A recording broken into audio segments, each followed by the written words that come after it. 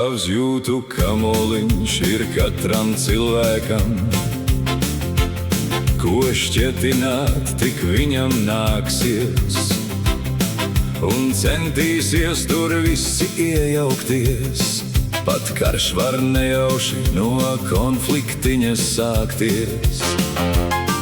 Tas tikai mans ir, nelaižu nevienu.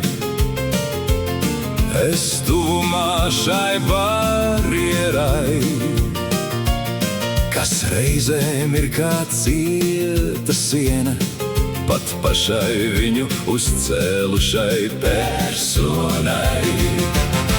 Kāpliks pa nātrēm, akls pa tumsu, katrs speras savā saprašanas orbītā, kur katrā vecumā ir asi pagriezieni, kas ieved savādākā jūtu virāžā. To pagriezienu, kuru gados sešos tu izņēmi ar gaišumu un nepiespiestību, jau gados 13 tu pilotēsi ar savādāku trajektoriju.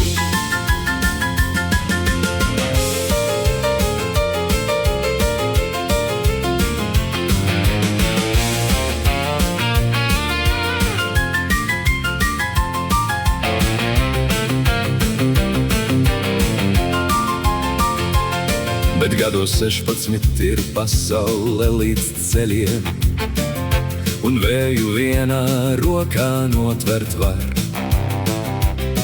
Uz patstāvības sliekšņa izsapņotā stāvot, pie svaiga gaisa pieskarties, ar izsalkušiem receptoriem var. Nu beidzot arī pirmā lielā alga, vai ko tik nenopirkšu sev, tad pirmā mīlestība valga, kas palecoties pretī skrēja tev.